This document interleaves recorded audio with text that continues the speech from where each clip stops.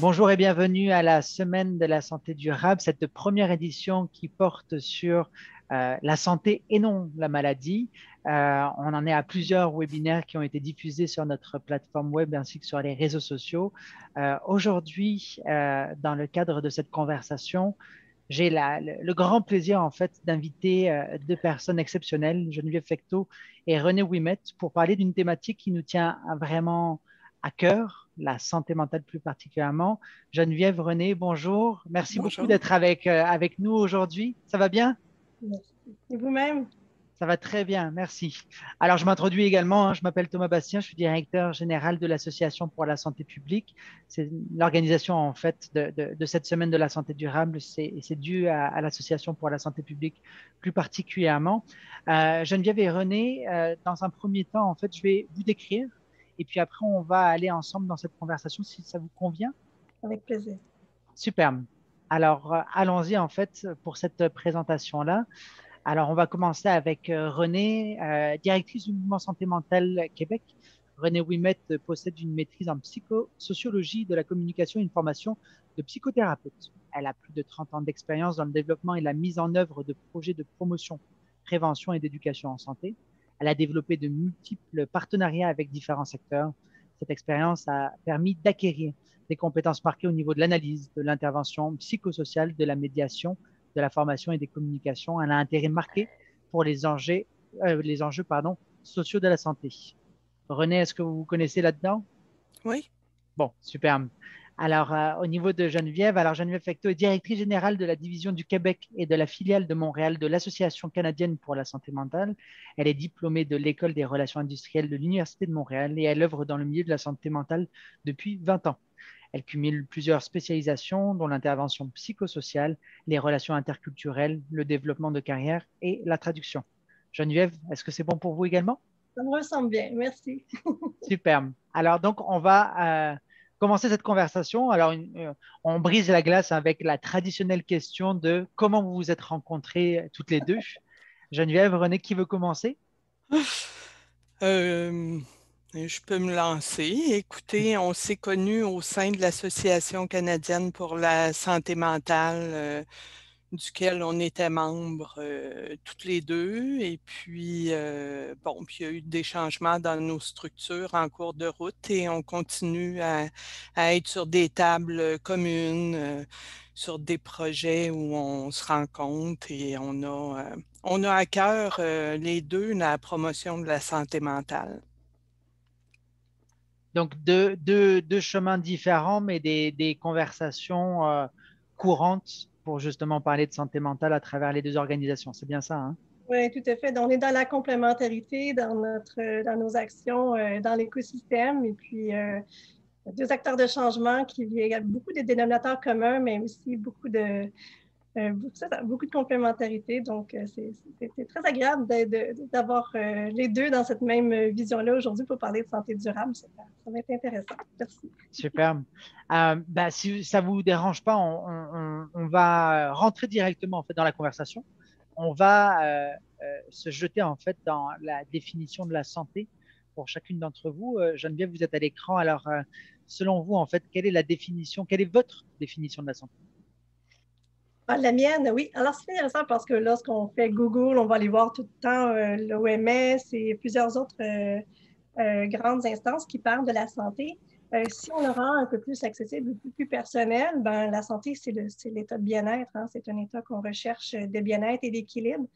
Ce qui est important pour moi de comprendre au niveau de la santé, c'est qu'il y a plusieurs dimensions à celle-ci. Donc, elle peut être, il y a la dimension physique qu'on connaît très facilement, auquel on s'associe facilement. La santé mentale ou psychologique, c'est aussi de plus en plus connu. On comprend très bien de quoi il s'agit lorsqu'on parle de la santé psychologique. Il y a la santé sociale aussi, donc tout notre équilibre dans les interactions au niveau de la société, au niveau de nos relations interpersonnelles. Il y a aussi la santé économique, la santé organisationnelle. Bref, toutes ces dimensions-là viennent en équilibre pour donner à la personne les capacités de jouer de la vie, tout simplement, d'être capable de s'adapter aux aléas, aux embûches et aux changements. Donc, le niveau de la capacité d'adaptation est très important quand on est en santé. Donc, on n'est pas toujours top. Bien, le bonheur, le bien-être n'est pas présent à 100% à tous les jours, toutes les minutes. Donc, ça varie dans le temps et au fil des événements de notre vie. Mais d'être capable de naviguer puis de toujours avoir la capacité de jouir de la vie et d'avoir des projets et d'avoir la résilience pour surmonter les épreuves qui sont sur notre chemin. Donc, pour moi, c'est ce que c'est la santé. Super, merci beaucoup Geneviève. René, de votre côté? Je dirais comme Geneviève, mais je vais aller un petit peu plus loin. Ça m'a soulevé beaucoup de questions, c'est-à-dire quand cette question-là, je l'ai lue, je me suis dit, je vais sortir de mes cadres habituels, puis j'ai été lire, j'ai fouillé, j'ai parlé au monde que je connaissais, et j'ai parlé à une de mes cousines qui vient d'avoir 80 ans, puis j'ai demandé, pour toi, la santé, c'est quoi? Puis elle dit, c'est drôle, je me suis jamais posé cette question-là, mais ma réponse spontanée, c'est le bonheur. Puis je trouvais ça intéressant. J'ai posé la question à d'autres personnes qui me disaient plus, ben moi, je suis en santé, je fume pas, je bois pas, puis je bouge. Là, je me disais, là, on revient à un concept de santé dont il y a beaucoup la promotion dans les médias, qui est de bouger, bien manger et puis pas trop consommer d'alcool et puis, depuis quelques années, quand je voyais la définition de l'Organisation mondiale de la santé qui parlait d'un bien-être complet, mental, social et physique, j'avais un grand malaise parce que je me dis, on n'est jamais, puis Geneviève vient de le dire, on n'est jamais à notre top, rarement, pas souvent. Le complet me rendait très mal à l'aise. Par contre, tu sais, dans la Charte d'Ottawa, on parle de bien-être physique, mental, social, économique, environnemental. Et ça, c'est vraiment intéressant. Et j'ajouterais quelque chose qu'on a mis dans notre définition de la santé mentale, c'est un équilibre dynamique. Parce qu'on est toujours en train de jongler avec tous les secteurs de notre vie, que ce soit personnel, collectif, environnemental, nos petits bobos de santé physique, notre santé mentale. Alors, on est toujours en équilibre, un peu comme en vélo où il faut toujours qu'on soit en mouvement pour pouvoir maintenir un certain équilibre qui est dynamique, mais la santé n'est pas quelque chose de statique.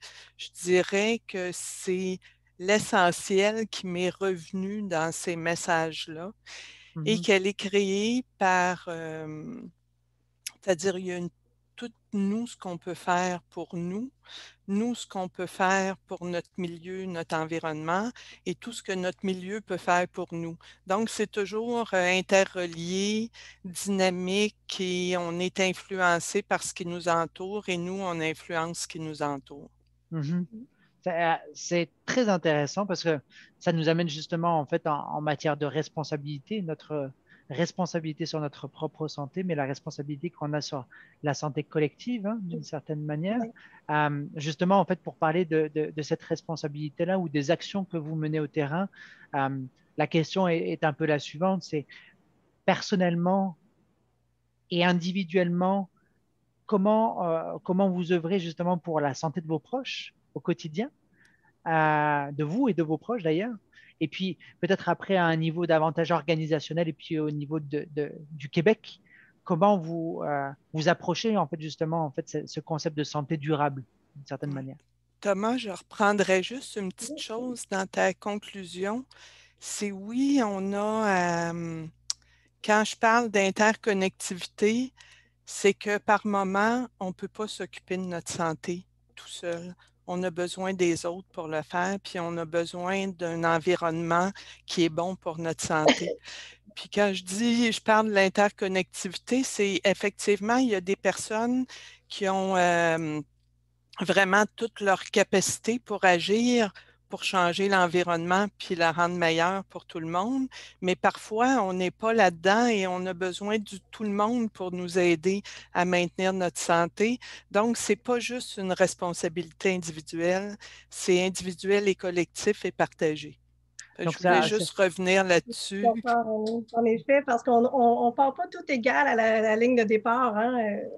Et il y a l'hérédité, il y a les événements qui se passent dans notre vie, dans notre parcours, qui fait qu'on peut avoir un traumatisme, un accident, la santé physique ou santé mentale, la santé globale. Bref, c'est pas toujours une question, ça repose pas sur nos épaules en tant qu'individu d'être en santé ou pas. Oui, il y a des choix personnels qu'on fait, mais en effet, il y a des choses qui sont hors de notre contrôle et l'environnement, il est pour quelque chose, mais je suis tout à fait d'accord avec René, l'impact que nous avons sur notre environnement pour qu'il soit favorable pour notre propre santé et celle des autres. Donc, quand on parle de responsabilité collective, c'est vraiment dans la façon dont on reprend en main tous ces aspects-là où on peut avoir une influence. Et quelque chose qu'on n'a pas dit, René et moi, on le dit souvent dans nos entrevues respectives, c'est que la santé, c'est beaucoup plus que l'absence de la maladie. Et on doit le souligner aussi, autant pour l'aspect de la santé mentale aussi. Donc, on peut souffrir ou avoir un diagnostic officiel avéré d'une maladie mentale persistante, comme par exemple la bipolarité ou la dépression chronique. Mais lorsque les symptômes sont bien contrôlés, on peut jouir de la vie, avoir des projets, des relations interpersonnelles satisfaisantes et on peut avoir une bonne santé. À l'inverse, quelqu'un qui n'a aucun diagnostic peut ne pas avoir une bonne santé mentale. Donc, Oui, c'est important complètement. de souligner. La santé, ce n'est pas l'absence de la maladie. Et pour rebondir aussi, ce que j'aime beaucoup en fait dans l'échange qu'on vient d'avoir, c'est de parler de solidarité de la santé. Oui. On doit s'entraider dans cette santé-là. On n'est pas tout seul sur le bateau. Non. Il faut qu'on navigue et puis justement il y a des mouvements en fait au niveau des eaux et puis il y a des personnes qui sont là pour nous orienter, pour nous guider aussi. Euh, Très intéressant. Peut-être pour revenir justement en fait sur les actions que vous menez personnellement ou à titre d'organisation auprès de vos proches et à la hauteur du Québec. Est-ce que vous aimeriez rebondir par rapport à ça de votre côté? Oui. René, à vous. Je me suis posé la question justement, comment j'aidais mes proches personnellement. Puis je dirais que la première manière, puis c'est drôle parce que mes proches m'ont dit la même chose, c'est en aimant. Mm. Je trouve ça, en tout cas, c'est ce que je suis profondément. En essayant d'écouter de mieux en mieux, ça c'est un exercice qui dure toute une vie. C'est pas simple, mais j'essaie de pratiquer fort. En soutenant le pouvoir d'agir de mes proches, tu sais, de mes enfants, de mes amis, de mon amoureuse, tout ça, c'est du monde avec qui je travaille. Le milieu de travail aussi, comme je suis une directrice, j'essaie de tout mon cœur d'essayer de protéger, qu'on ait un travail d'équipe qui favorise notre bonne santé mentale et on est pris tout le monde et je nous coince nous-mêmes dans des productions, des fois parfois trop grandes pour nos capacités, mais on a du sens, on se respecte, on s'écoute, on essaie de trouver des solutions. Alors, je dirais que dans tout ça, et puis faire des activités physiques avec mes proches. Ça, c'est quelque chose que j'aime beaucoup faire. Super, merci beaucoup, René. Geneviève?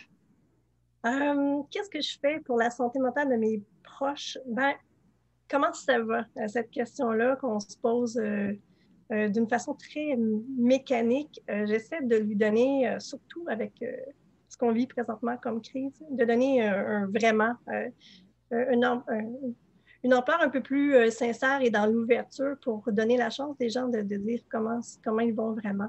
On a souvent, on a une automatisme, on dit « ça va bien ?» Et quand on demande à une personne « ça va bien », c'est un peu malaisant de dire non. Et donc ce réflexe-là que j'essaie d'inculquer ou d'appliquer moi-même, de demander aux gens comment ça va vraiment et d'aller le plus possible au-devant des gens qui sont bien silencieux ou bien indépendants. Je souligne, la pandémie nous a causé quand même un certain isolement physique, mais il ne faut pas qu'il soit social. Et ça prend un peu plus d'effort d'utiliser des outils technologiques ou d'aller au-delà des sentiers habituels pour connecter avec nos proches. Donc, moi, mes enfants sont adultes, ils n'habitent pas avec moi. Ça a été très difficile de ne pas avoir ce contact physique-là, mais de trouver des façons, beaucoup de créativité, ça aide à soutenir la santé mentale de mes proches et assurer aussi d'être là pour eux. Oui. J'aimerais rebondir justement en fait sur votre dernière phrase, Geneviève, par rapport à comment ça va ou cette interrogation-là. On- c'est un automatisme hein, d'une Oui, certaine manière. Euh, Aujourd'hui, on parle de santé durable ou de santé globale ou de santé, mais dans un sens de non-maladie, mais dans un sens d'état de bien-être, de qualité de vie et de bonheur, comme le disait René. Euh, Comment on pourrait transformer potentiellement en fait cette phrase-là pour qu'elle ait un véritable sens, plutôt que d'arriver avec cette phrase commune, avec des réponses communes? Est-ce qu'il y a une modification en fait qu'on pourrait faire pour justement aller sur cette santé durable-là, donc poser une vraie question? oui. Ben, c'est dans les mentalités, hein. C'est dans l'attitude et la perception. Si on veut que ça soit durable, il faut que ça soit dans les racines, dans l'ADN. Donc, c'est le même schème que de montrer à quelqu'un à pêcher versus lui donner un poisson.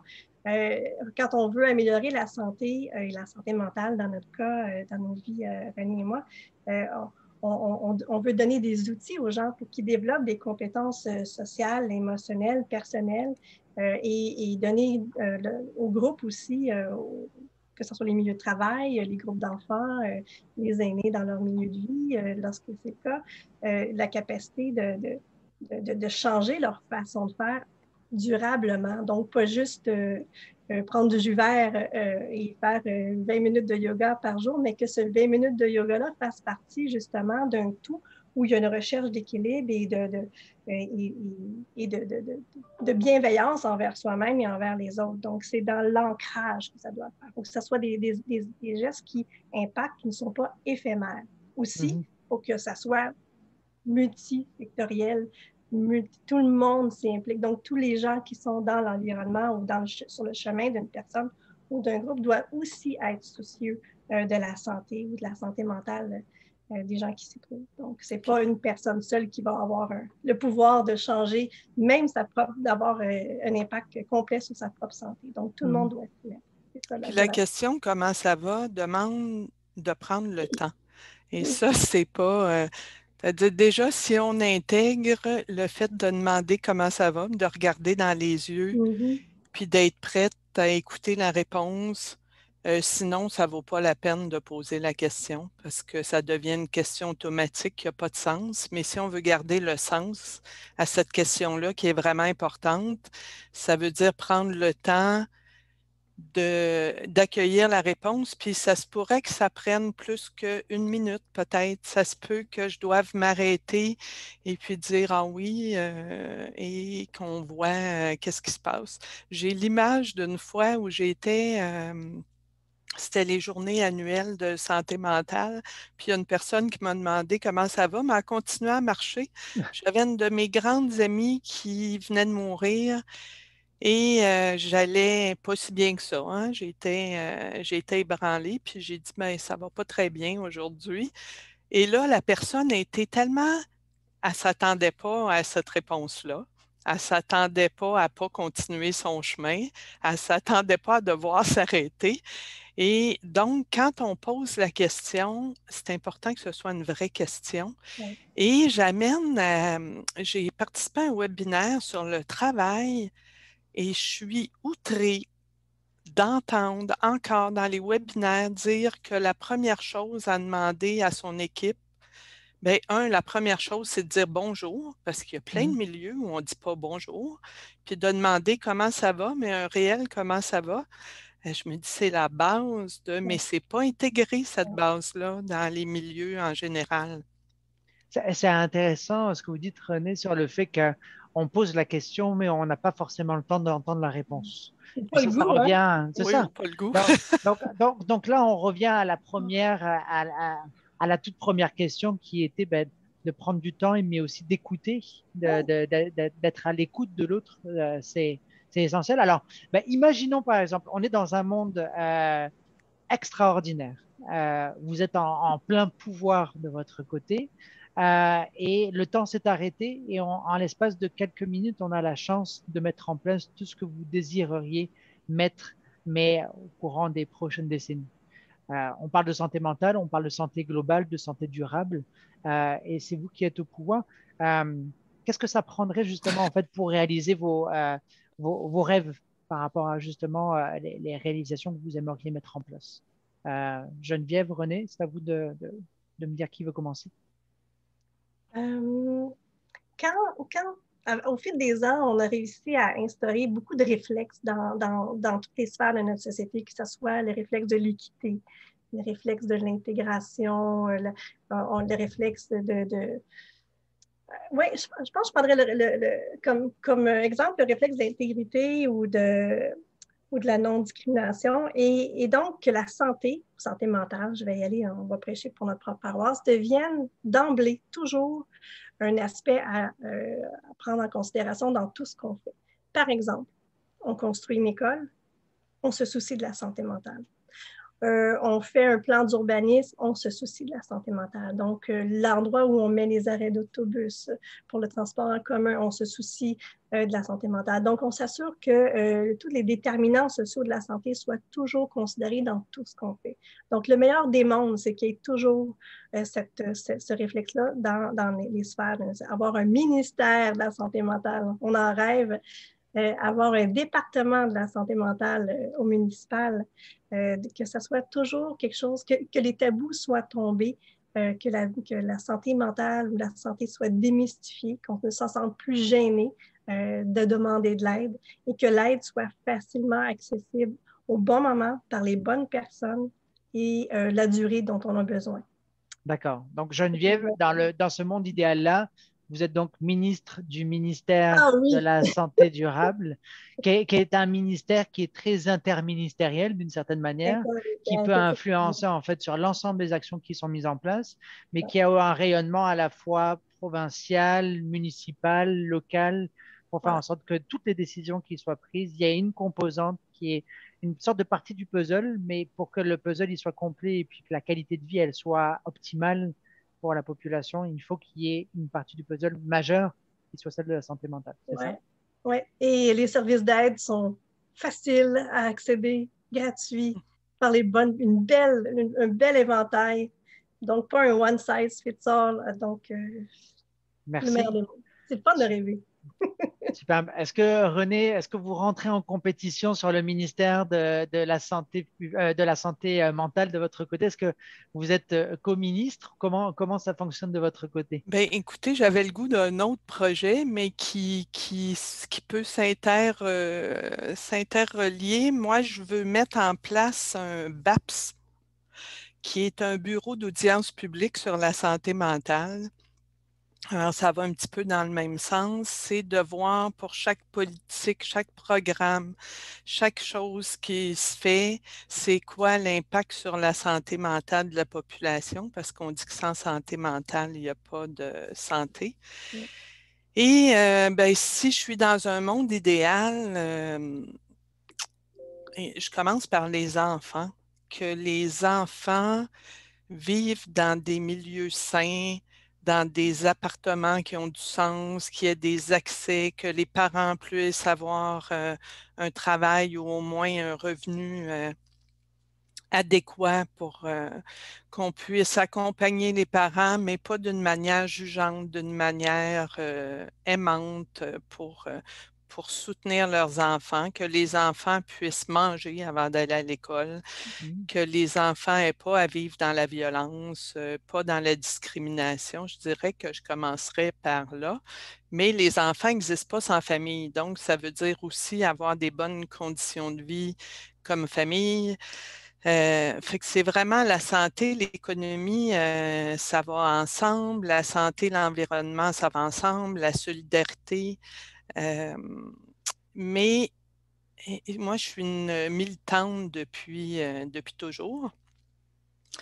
Et je suis encore outrée de me dire qu'il y a tant de violence qui existe envers les femmes, que dans les milieux de travail, on en soit encore à pas avoir intégré les facteurs de protection en santé mentale, que quand on met une politique en place, qu'on ne prenne pas encore les facteurs de protection en santé mentale. C'est toutes des choses qu'on connaît. Puis les facteurs sociaux de protection, les déterminants sociaux, on sait qu'ils sont fondamentaux pour la santé. On y travaille, c'est sûr, mais on n'est encore pas très loin. Tu sais, il nous reste encore tellement de travail à faire. Et puis, ben, c'est ça, l'équité qui n'est pas... tu sais, je vois l'image du petit bonhomme, là, vous avez dû la voir, ce petit dessin animé-là, là, où on met ce qu'il faut pour que les deux personnes puissent être à un même niveau pour voir la même chose. Ben, puis de ce temps-ci, on a fait une trousse COVID qui s'appelle Trousse COVID pour aller mieux pour les milieux de travail, mais notre slogan, c'est un battement d'aile à la fois. Fait que je sais qu'on ne peut pas tout faire en même temps, alors continuons à y aller un battement d'aile à la fois. Puis je trouve quand même qu'on est dans un pays qui a une vision sociale comparativement à d'autres qui est intéressante, qui a une ouverture, mais qui a encore beaucoup, beaucoup, beaucoup, beaucoup de travail à faire. Donc,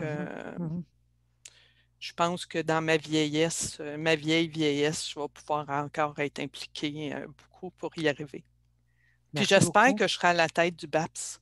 Bon, ben, non, ben, en fait, ce qui est très intéressant, c'est qu'on a ce ministère-là. Alors, la SPQ est davantage en fait sur la santé durable. Alors, c'est certain que la santé durable comporte la santé mentale, mais aussi la santé physique, comme Geneviève vous le disiez au tout début. Là, il y a une multitude de composantes de la santé. Là. J'aime beaucoup cet aspect-là. Présentement, en fait, au niveau du BAPS, et puis c'est ce qu'on peut voir au niveau du Québec, hein, c'est que les projets majeurs, en fait, vont impliquer des BAP et puis des BAP qui vont être davantage en relation avec l'environnement de manière générale, mais au niveau de la santé mentale, au niveau de l'évaluation de la santé de manière générale, il y a un autre outil, en fait, qui s'appelle l'évaluation d'impact sur la santé, le IS, qui est très peu utilisé ou sous-utilisé par rapport à justement ces projets majeurs-là. Il faudrait qu'on y aille sur une évaluation majeure de la santé, comme dit René, et puis une évaluation majeure en matière de santé mentale sur des projets majeurs. Euh, euh, présentement, on parle de tram, on parle de REM, on parle de développement dans le Grand Nord. Qu'est-ce qui se passe par rapport à justement cette évaluation en santé mentale là? Je suis tout à fait d'accord. Et les deux se conjuguent très très bien. Hein. Une action interministérielle, mais le BAP, normalement, est là pour avoir justement cette vision un peu interministérielle d'impact sur la santé. Donc, justement, en fait, et pour parler en fait de ces outils-là, parce que on est au courant en fait de certains outils, puis ben, justement le BAP en est un, la population est au courant, mais des outils en matière de santé mentale pour la population ou alors pour les décideurs et les décideuses du Québec. Est-ce que vous pouvez nous dresser très brièvement en fait une sorte de bilan des outils qui sont à l'utilisation pour si par exemple on est un maire ou une mairesse ou alors si on est au niveau ministériel, quels sont les outils qui sont mis à notre disposition pour faire une évaluation en matière de santé mentale et si on est plus un individu au sein de la population, quels sont les outils que je vais pouvoir aller chercher si j'ai besoin de soutien? Je peux y aller si tu veux, René. Oui, vas-y. Pour les décideurs, bon, je ferai un appel vraiment à l'ouverture et la collaboration avec les instances communautaires. Donc, aller chercher cette collaboration-là des milieux de terrain pour travailler de pair, pour justement monitorer, mais oui, mais travailler ensemble pour que l'impact se fasse vraiment auprès des personnes ciblées. Donc, de ne pas juste aller chercher des aspects théoriques ou que mesurer la diffusion d'un programme ou d'un message, mais de s'assurer qu'il y ait vraiment eu un changement au niveau du comportement puis de l'attitude. Donc, briser les silos entre tout le système public, le système parapublic et les organismes communautaires qui sont des mines d'or, en fait, en termes d'impact social. De stimuler beaucoup l'innovation. Donc, un outil important pour l'impact durable, c'est d'innover, sortir des cadres et d'aller chercher cette façon différente-là. Si on veut un résultat différent, il faut aller chercher une façon différente. Ça ne veut pas dire inventer la roue, mais ça veut dire, par exemple, d'utiliser des outils peut-être ou des méthodes qu'on connaît déjà, mais dans des sphères différentes. Donc, l'innovation sociale en santé mentale, c'est une des grandes solutions pour aller chercher la durabilité. Au niveau des individus, encore là, oui, il y a toutes les sphères de services qu'on connaît avec le réseau public et tout. Je reviens avec l'importance du réseau communautaire. Donc, à l'association, tout comme au mouvement, on met sur pied, et tous nos autres collègues, beaucoup de programmes et qui sont là pour répondre à une multitude de besoins, une multitude de clientèle. Donc, ce qui est important, c'est qu'ils soient mieux connus, plus accessibles. Donc, des outils de développement de compétences émotionnelles et sociales pour les jeunes, des outils pour briser l'isolement pour les aînés, des outils pour rendre des milieux de travail plus résilients et bienveillants. Donc, on fait tout ça à l'association. Est-ce que tout le monde le sait? Probablement pas. Donc, les individus doivent avoir accès à ces informations-là et doivent être un peu moins gênés et un peu moins démunis face à la recherche de ces outils-là. Merci beaucoup, René. Bien, j'irais dans le même sens. Je suis toujours fascinée de voir comment les organismes communautaires et les services en santé mentale ne sont pas connus, sont peu connus. On reçoit des appels à chaque fois. Il y a plein de personnes qui ne connaissent pas les ressources qui existent, qui ne savent pas où appeler, qui ne connaissent pas le 811, qui n'ont pas accès, qui n'ont pas l'information. On a beau, nous, travailler fort pour la diffuser, on y arrive difficilement.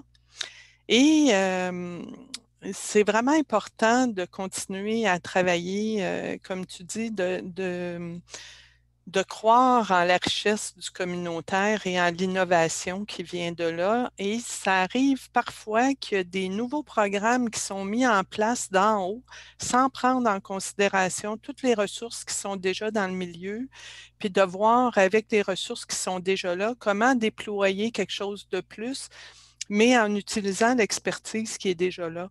Trop souvent, ce n'est pas pris en considération. Et puis de ce temps-ci, j'aurais un cri du cœur qui m'amène ailleurs, qui est en lien avec le sentiment de cohérence. On sait qu'il permet de protéger la santé mentale de la population, puis dans une période de crise.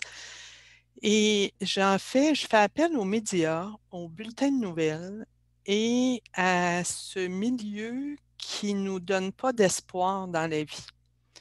On voit que si on lit le journal, on va avoir accès à des bonnes nouvelles, mais trop souvent, on n'a pas accès à ce qui va bien, aux innovations, à ce qui est créé de nouveau. On a l'impression que tout va mal dans notre société, que c'est l'enfer, que le monde n'a plus de pouvoir d'agir. Et quand on est dans des organismes communautaires comme nous, on voit tellement de choses qui sont faites, de pouvoir d'agir, de force. Et je me dis que si ça, c'était connu, ça et d'autres choses d'innovation dans les milieux de travail, dans les CIS, dans les CIUS, qu'on nous montre ce qui fonctionne bien, ça donnerait de l'espoir à la population et un pouvoir d'agir en se disant, ben oui, il y a des choses qui vont, on est capable d'agir et de faire quelque chose. Les nouvelles qu'on a, la majorité d'un bulletin de nouvelles nous démontrent comment notre société ne va pas bien. Mais il y a aussi une grande partie qui va bien et que si on le savait, que ça prenne un petit, je dirais un 20 des bulletins de nouvelles, ça changerait le sentiment de bien-être de la population et ça donnerait un goût de s'impliquer encore plus. Ça nous permettrait de savoir qu'il y a plein de belles choses qui existent, mais qu'on ne sait pas. Si on n'est pas dans ce milieu-là, bien, on y a plus difficilement accès, puis il faut vraiment vouloir pour le savoir. Mettons que ça ne pop pas comme ça, malgré tous les efforts qu'on fait. On sait que, bon, je sais que nous, je trouve qu'on a un privilège au niveau des médias, on est quand même bien suivis, mais il y a plein d'organismes qui veulent faire connaître des choses, puis ça ne passe pas. Et Euh, ça, c'est un mode d'information publique qui est important. Geneviève, peut-être pour rebondir sur ce que vous dites, René, moi, je suis tout à fait d'accord sur le fait que euh, les gens consultent de plus en plus les réseaux sociaux, on lit des médias, on regarde les titres, on est dans du sensationnalisme à plusieurs reprises aussi. Notre objectif, c'est de faire de la lecture aussi, parce que le modèle économique, il est un peu basé là-dessus.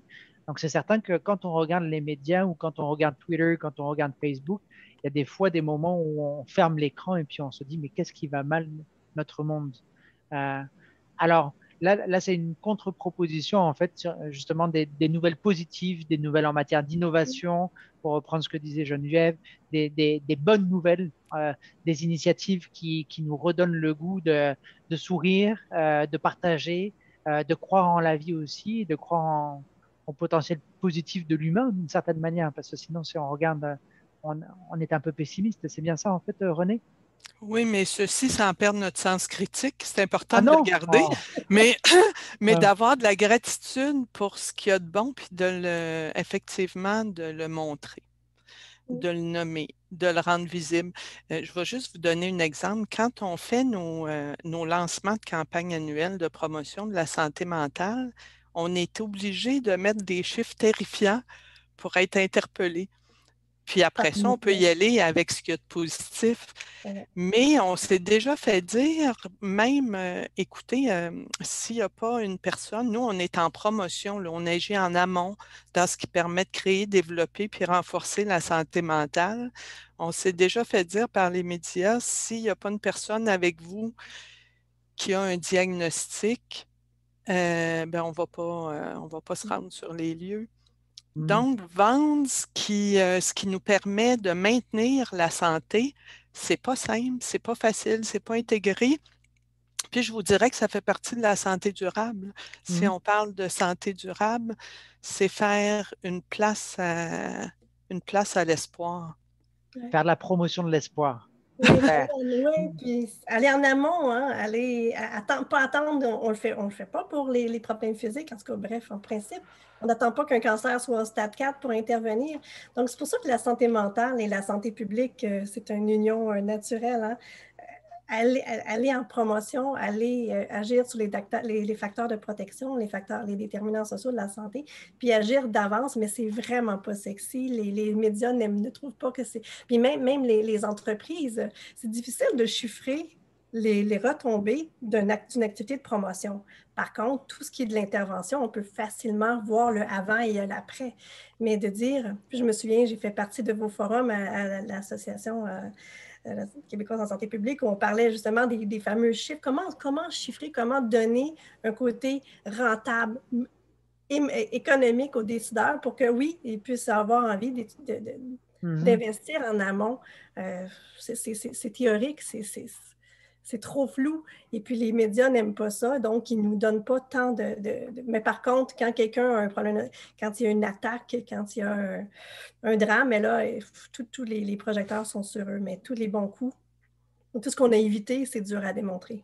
C'est exactement ça, hein. L'intérêt se porte vers ce côté noir un peu de nos Oui. vies ou sensationnaliste, pessimiste d'une certaine manière, alors qu'il y a tellement de belles choses qu'on pourrait valoriser et qui pourraient, enfin, encore une fois, ça fait partie d'éducation, hein, ça fait partie d'habitude, ça fait partie de désir. C'est la même chose. Est-ce que le soir, on veut voir un film d'horreur ou on veut voir un film sur le bonheur? On est dans ces mêmes choix de vie, hein, au final. Mais ce qui est intéressant, et puis on en a parlé à plusieurs reprises dans d'autres webinaires, c'est que on peut parler de la persévérance en matière de santé de la même manière qu'on peut parler de persévérance scolaire. On parle pas on essaie de ne plus parler de décrochage scolaire, on parle de persévérance scolaire. Donc, si on arrêtait de parler de maladie et puis qu'on parlait de persévérance en santé, qui parlait vraiment en fait de promotion de la santé, de prévention en matière de santé, mais d'un point de vue positif, plutôt que d'arriver à l'intervention et puis à ce côté triste de nos vies. Et sans créer de nouvelles maladies Oui. qui sont de créer des nouvelles normes auxquelles on doit répondre, auxquelles on se sent coupable si on n'a pas fait notre 30 minutes d'exercice par jour ou manger nos 5 fruits et légumes, c'est-à-dire amener des environnements Tu sais, il y a des milieux où les déserts alimentaires existent encore. Alors, on a beaucoup plus de travail à faire là-dessus, à rendre des aliments sains accessibles que de rendre les gens coupables de ne pas bien manger. Mais en même temps, je trouve ça important là, qu'on fasse connaître ce qui favorise notre santé, mais il faut qu'on fasse attention à l'orthorexie que ça peut créer, Mhm. c'est-à-dire de penser d'une manière où il y a juste une manière de faire, puis je dois faire ça comme ça tous les jours, qu'on a le droit dans tout, à nos petits excès, à nos peines, on ne sera jamais tout parfait dans rien, mais de créer vraiment des environnements favorables à la santé. Oui. Euh, Moi, personnellement, hein, on pourrait continuer la conversation pendant des heures encore. Je sais que votre temps est précieux et compté. Et puis, on arrive justement en fait à la fin de cette conversation-là. Est-ce qu'il y aurait peut-être un message que vous voudriez rajouter, Geneviève, René, par rapport à la conversation qu'on vient d'avoir? Euh, Soyez bon avec vous-même, soyez bon avec les gens autour de vous, soyez bienveillants, soyez patients, donnez-vous une chance, surtout dans cette période qu'on vit maintenant. Donc, il n'y a rien de plus important que sa santé et donnez-vous cette chance-là. Et entrons, brisons les silos puis tendons-nous la main, soyons solidaires. Merci, René. Moi aussi, la bienveillance dans ce temps-ci et la solidarité, le être ensemble. Euh, et puis, faisons-nous connaître ce qui va bien et venez nous visiter sur nos sites Mhm. mutuels. C'est parfait. Venez découvrir tous nos outils, ça sera, et faites-les connaître. Prenez-les, faites-les vôtres et puis distribuez-les. C'est pour vous qu'on les fait, c'est pour vous qu'on fait notre travail. On est là juste pour ça, c'est vraiment pas pour nous. Fait que c'est pour les produire, les transmettre, les donner, les rendre accessibles. Alors, devenez des relayeurs avec nous. Super. Merci beaucoup. Merci, Geneviève. Merci, René, pour votre temps, pour cette très belle conversation. Je trouve que c'est une conversation bienveillante aussi. Ça vaut la peine. Je tiens à rappeler justement en fait que les personnes qui visionnent cet épisode, hein, parce qu'on a plusieurs webinaires qui se réalisent tout au long en fait de la semaine de la santé durable, qui se déroule pour cette première édition en fait du 5 au 11 avril 2021. Euh, on va inviter justement en fait les personnes à commenter en dessous justement des lieux de diffusion de ces vidéos-là, et puis on vous reviendra avec des questions en fait justement des personnes. J'aimerais aussi rappeler en fait que, étant donné qu'il y a d'autres webinaires, il y a d'autres activités qui se font, et puis que la santé durable, elle nous appartient à toutes et à tous. Donc n'hésitez pas à partager ces informations-là. J'espère qu'on aura la chance justement de vous voir dans d'autres événements à l'avenir. Et puis, ben, René et Geneviève, j'espère qu'on pourra se donner rendez-vous également pour l'année prochaine pour voir si les choses ont changé positivement. Si Geneviève est ministre du ministère de la, on va appeler ça ministère de la santé durable, si ça vous convient, Geneviève, mais on J'adore. va de la santé mentale. Puis René en tant que directrice également du BAP en santé mentale. D'accord? On va changer le monde. Donc à très bientôt. Merci à nouveau pour votre temps, c'est vraiment apprécié. Et puis on se donne rendez-vous sous peu. Mais merci pour cette belle rencontre. À très bientôt alors. Bonne journée. Bye. Bye bye.